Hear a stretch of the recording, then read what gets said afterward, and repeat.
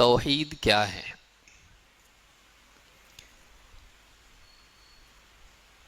بہت سے لوگوں کے لیے یہ عنوان تعجب کا ذریعہ ہو سکتا ہے کہ ہم کو توحید سکھائی جائے گی، اہل حدیث کو توحید سکھانے کی کیا ضرورت ہے؟ اور ہم پہلے توحید کے بارے میں معلوم کر چکے ہیں، سیکھ چکے ہیں، اس کا اہتمام کرتے ہیں۔ اس کی بجائے کوئی اور عنوان ہونا چاہیے،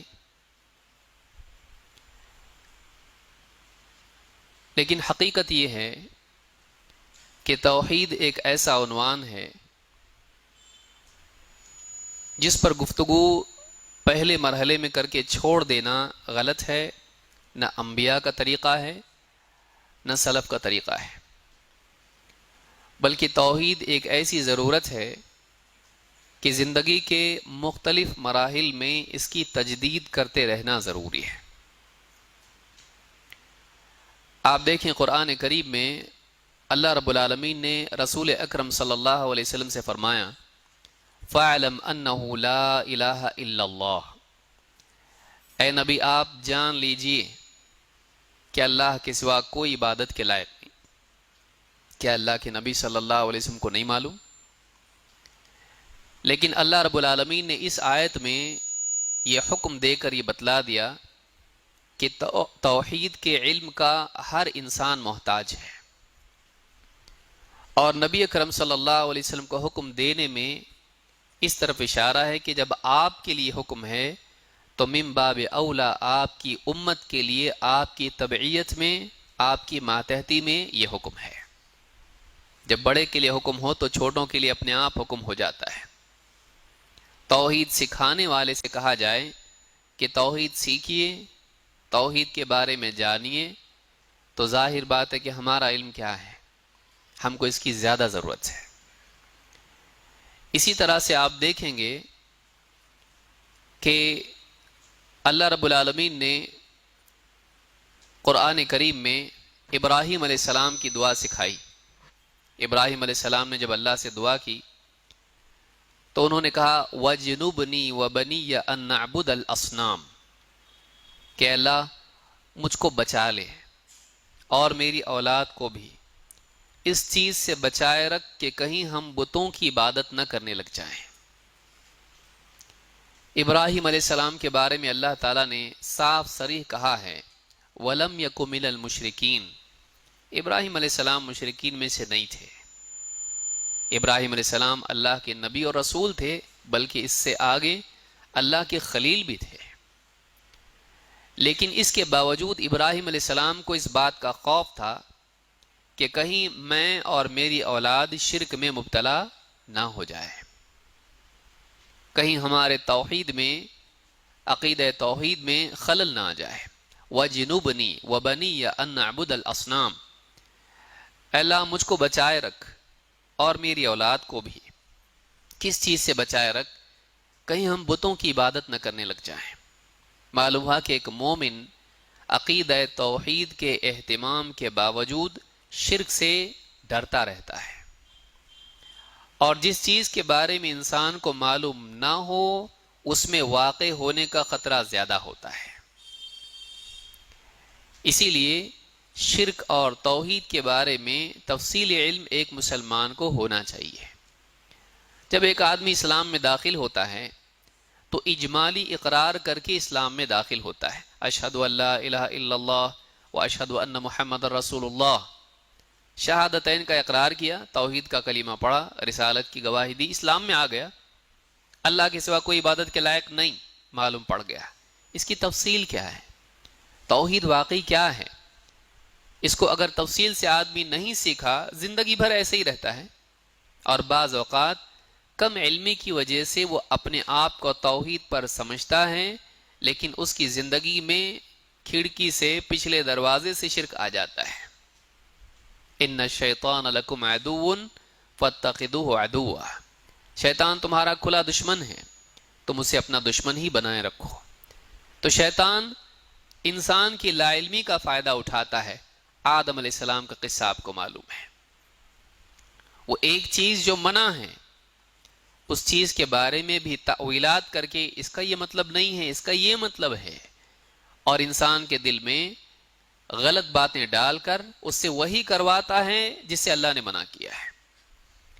اس لیے اگر ہم کو تفصیلی علم اگر توحید اور شرک کے بارے میں نہ ہو، بہت ممکن ہے کہ ہم ایک چیز سے تو بچ جائیں لیکن دوسری چیز میں واقع ہو جائیں۔ اس لیے بھی ضروری ہے کہ ہم اس چیز کے بارے میں علم حاصل کریں۔ مزید یہ کہ آپ دیکھیں گے اللہ کے نبی صلی اللہ علیہ وسلم اپنے آخری وقت میں، وفات سے بالکل آخری وقت میں، وفات سے قبل آپ اللہ تعالیٰ سے ایک دعا کر رہے تھے۔ وہ کیا دعا تھی؟ وہ بد دعا تھی، وہ لعنت تھی۔ لعنت اللہ علی الیہود والنصارى اتخذوا قبور انبیائہم مساجد۔ اللہ کی لعنت ہو یہود و نصارہ پر، انہوں نے اپنے نبیوں کی قبروں کو سجدہ بنا لیا۔ اتخذوا قبور انبیائہم مساجد، انہوں نے اپنے نبیوں کی قبروں کو سجدہ گاہ بنا لیا، ان پر سجدہ کرتے تھے، یا اپنے اور قبلے کے درمیان قبروں کو لے لیتے تھے، ان کے احترام اور تعظیم کے طور پر اور توسل کے طور پر۔ معلوم ہوا کہ آخری وقت میں اللہ کے نبی صلی اللہ علیہ وسلم کی فکر یہ تھی کہ کہیں میری امت قبر پرستی میں مبتلا نہ ہو۔ آخری وقت میں اللہ کے نبی صلی اللہ علیہ وسلم کو امت کے بارے میں جس چیز کی فکر تھی وہ قبر پرستی ہے۔ اور آپ دیکھیں گے آج گاؤں شہر شہر مسلمانوں کا ایک بڑا طبقہ ایمان کے نام پر اور اللہ والوں کی تعظیم کے نام پر قبر پرستی میں مبتلا ہے۔ ان سے پوچھا جائے توحید ضروری ہے کہ نہیں؟ ہاں۔ شرک غلط ہے کہ نہیں؟ ہاں۔ پھر قبر پرستی یہ ایمان ہے، یہ دین ہے، کیوں؟ معلوم نہیں۔ وہ اس کو دین سمجھتے ہیں جبکہ وہ شرک ہے۔ قبروں پر قربانیاں، قبروں کے طواف، قبروں پہ سجدے، قبروں سے مانگنا، یہ ساری چیزیں آپ دیکھیں گے کہ آج مسلمانوں کے ایک بڑے طبقے میں یہ ہے۔ تو اس سے بھی معلوم ہوتا ہے کہ مسلمان ہونے کے باوجود ایک انسان اگر توحید کا علم حاصل نہ کرے شرک میں واقع ہو سکتا ہے، یہ مانتے ہوئے بھی کہ شرک غلط ہے، وہ شرک میں ہو سکتا ہے، علم نہیں۔ وَمَا يُؤْمِنُ أَكْثَرُهُمْ بِاللَّهِ إِلَّا وَهُمْ مُشْرِكُونَ۔ اللہ تعالیٰ نے فرمایا ان لوگوں میں سے اکثر کا حال یہ ہے کہ یہ اللہ پر ایمان رکھنے کے باوجود بھی مشرک ہیں، اللہ پر ایمان رکھنے کے باوجود بھی مشرک ہیں، اللہ کو مانتے ہیں لیکن شرک کرتے ہیں۔ ایسا ماننا کام نہیں دیتا ہے۔ آج مسلمانوں کے ایک بڑے طبقے سے آپ پوچھئے توحید کیا ہے، وہ کہے گا ایک اللہ کو ماننا۔ مشرکین کتنے اللہ کو مانتے تھے؟